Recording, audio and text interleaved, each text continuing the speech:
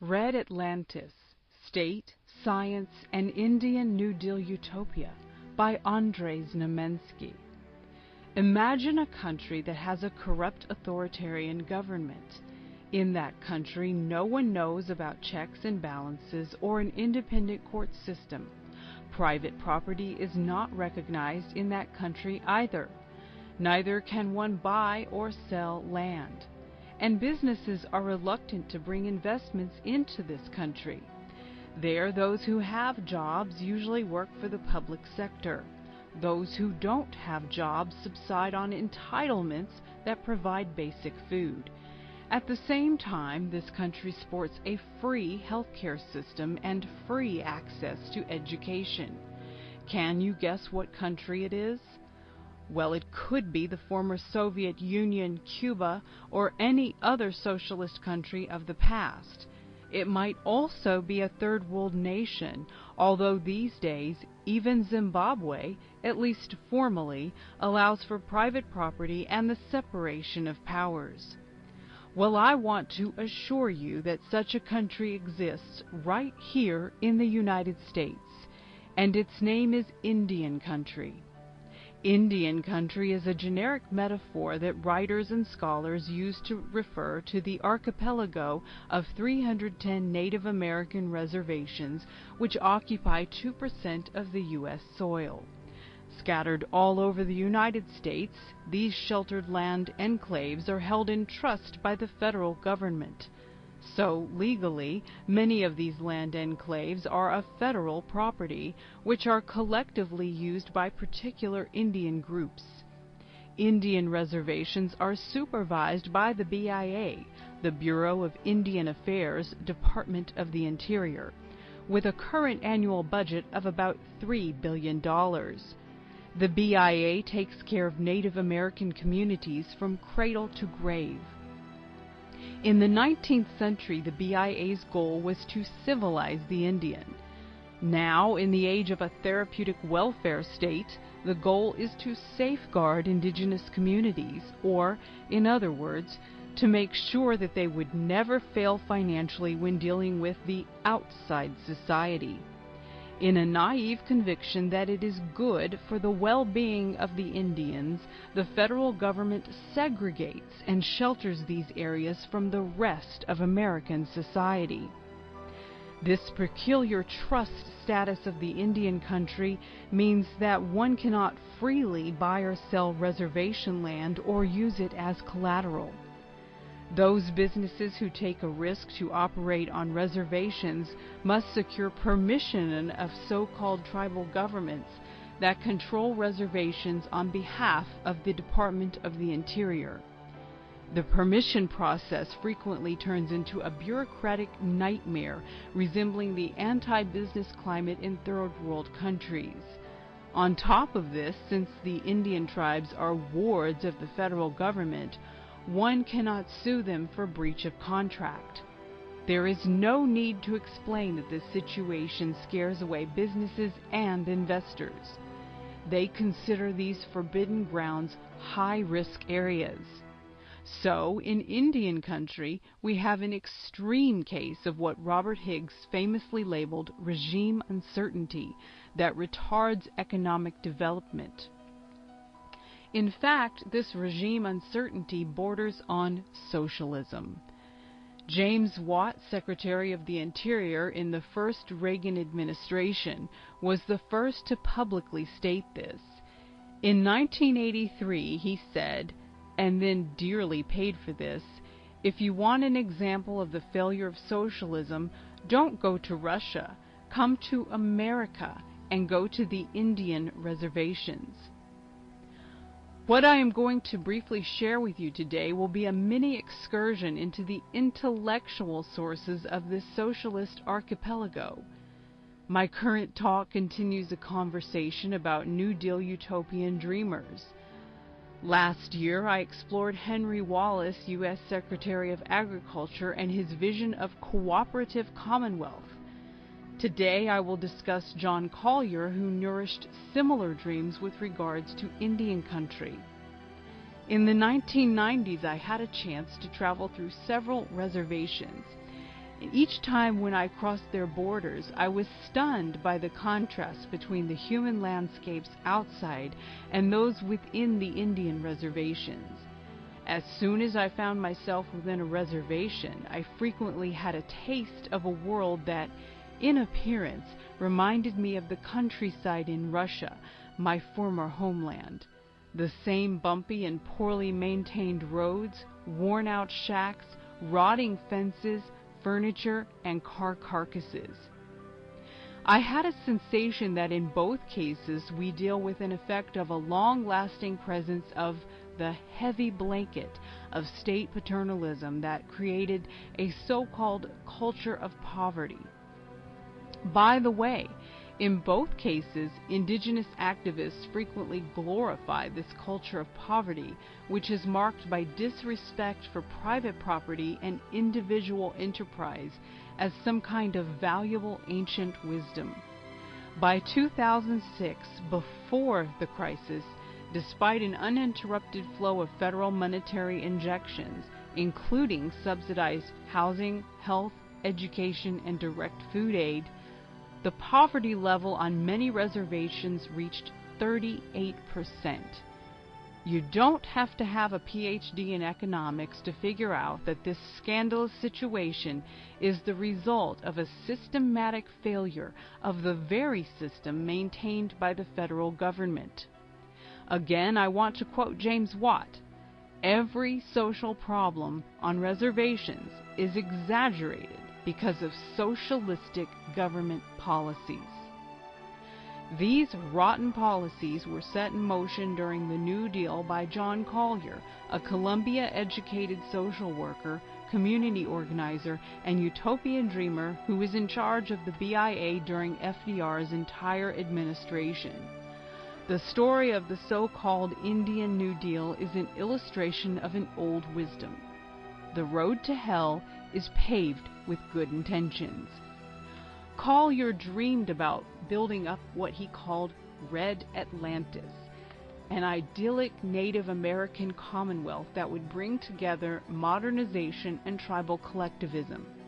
He expected that this experiment in collective living would not only benefit the Native Americans, but it would also become a social laboratory for the rest of the world. The backbone of his experiment was setting up on reservations so-called tribal governments that received the status of public corporations. Collier wanted these corporations to serve as local Indian autonomies that would sponsor cooperatives and various public projects. In reality, financed by the Interior Department, tribal governments began to act as its local bureaucratic extensions. These native autonomies received peculiar jack-of-all-trades functions: legislative, executive, judicial, and economic, a practice that is totally unfamiliar in America. For example, in the rest of the United States, municipalities and counties do not own restaurants, resorts, motels, casinos, and factories. In Indian country, by contrast, it became standard practice since the New Deal. By their status, these tribal governments are more interested in distributing jobs and funds than in making a profit. As a result, many failing enterprises set up on reservations have been subsidized by the government for decades. Under normal circumstances, these ventures would have gone bankrupt. The Indian New Deal laid three cornerstones of Native American administration: the trust status of Indian lands, federal bureaucracy that controls these lands, and tribal governments that operate as public corporations. These three represent a politico-economic black hole that sucks in and wastes tremendous resources in the name of Native American sovereignty. This situation very much resembles a negative effect of foreign aid on some third world regimes that similarly use the tribalism and national sovereignty excuse as a license to practice corruption, nepotism, and authoritarian rule. My major argument is that Collier's utopian project was not a strange, out-of-touch with reality scheme, but rather a natural offshoot of the social engineering mindset of New Dealers. Most important, I argue that his plan was a manifestation of standard policy solutions popular in the 1930s both in Europe and North America. These solutions were informed by three magic key words: state, science, and collectivism. Essentially, like the New Deal in general, the Indian New Deal was an unavoidable evil. It responded to the expectations and sentiments of a large part of the Indian populace and the American intellectual elite. Recent research into three New Deals, National Socialist Germany, Mussolini's Italy, and FDR's United States, shows that in the interwar period, governments in these three countries, and in other countries too, pursued extensive state-sponsored modernization. But simultaneously, to ease the pressure of modernization on people, they cultivated a sense of community, the unity with land, folk cultures, and regional planning.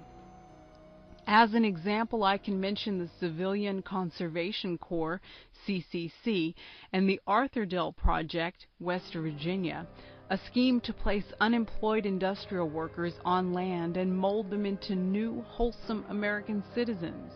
The Indian New Deal fits this policy trend. What I'm trying to stress here is that blood and soil sentiments, which we usually ascribe to National Socialist Germany, were in fact shared by other countries at that time. Another common sentiment shared by social engineers from California to the Ural Mountains was an unconditional faith in science. We can call it science worship. At that time, policymakers assumed that by using science and expert scholars, a government could plan and engineer a perfectly ordered, crisis-proof society. They expected that this orderly society would overcome the chaotic and unpredictable free market and railroad people into the golden age of total welfare and security.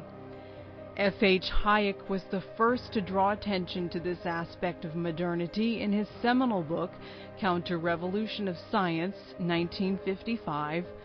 The alchemists of the New Deal interventionism, National Socialism, and Soviet communism are perfect examples of this line of thought. Collier, a middle-level New Deal bureaucrat, was a personification of that high modernism tradition.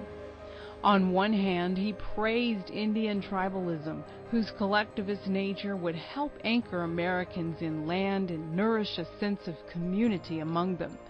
On the other hand, like a mantra, Collier repeated that only a scientific approach would resolve the problems communities faced in the modern world. A recurrent message of his essays and articles is a demand that Indian communities be used as laboratories for sociological experimentation. In one of his speeches, which, by the way, is labeled United States Administration as a Laboratory of Ethnic Relations, Collier gave himself an unrestricted political license to experiment with Indian country. In this speech, he stressed that if a government tried to impose something on an ethnic group, it would be harmful. Yet, if the government intervention was backed up by hard science and supplemented by generous grants to local communities, then the interference would be very benign. Pressured by the federal government and lured by an offer of easy credit, a majority of Indians approved of Collier's plan to restore tribes and organize themselves into public corporations. Still, a large minority, more than one-third of the Indians, rejected the Indian New Deal.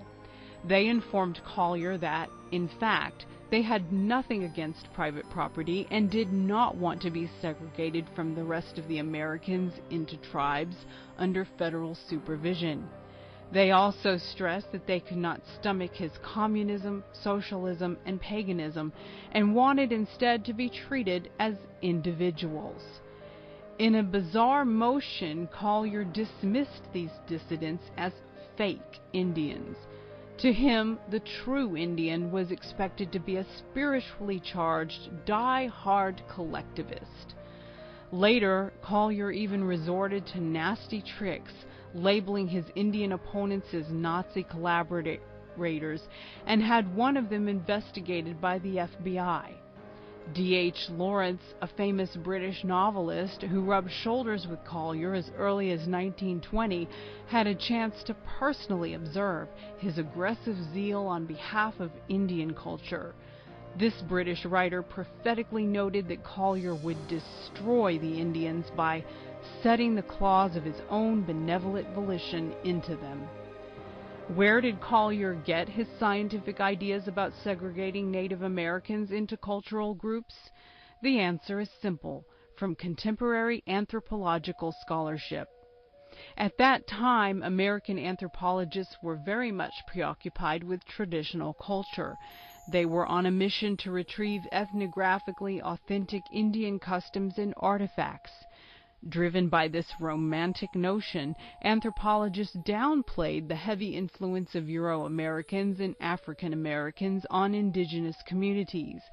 As a result, they totally ignored segments of the Indian population, such as cowboys, iron, cannery, and agricultural workers, and individual farmers. They considered them non-Indian and non-traditional. So before Collier emerged on the scene in 1933, American anthropology had already invented its own Red Atlantis by classifying the Indians into tribes and relegating them into particular cultural areas. To those dissident Native Americans who repeatedly challenged him about going tribal, Collier explained that their individualism was obsolete. Instead, they should join state-empowered tribes. In his view, this would be modern and progressive. In his address given before Haskell Institute, Collier instructed students to cast aside shallow and unsophisticated individualism. He warned the Indian youngsters that this useless trait of dominant culture would not be the views of the modern white world in the years to come. Instead, he called the new Indian generation to come help the tribe, the nation, and the race. He invited them to step into a radiant future that included such necessities of modern life as municipal rule, public ownership, cooperatives, and corporations. What are the future prospects of the system set up by Collier? As I mentioned, the Indian socialist archipelago is relatively modest in its size. It occupies only 2% of the U.S. soil and shelters only 22% of 5 million Indians now living in the United States. So unlike bailing out such bankrupt states as California, New York, and Illinois, socializing subsidies to Indian culture is not too painful for a huge American budget. So potentially this socialist archipelago can exist forever as long as American taxpayers are ready to put up with its peculiar status, and unless, of course, American welfare capitalism goes down under the burden of its numerous entitlement obligations. So far, protected by the shield of trust status and guaranteed financial injections, Indian country is in pretty good shape, unlike, for example, some current third world autocracies that are not always sure if Western aid continues to flow in. All in all, like the Social Security scheme, farmers' subsidies, and many other wonderful products of the New Deal alchemical lab, Red Atlantis is still with us, alive and well.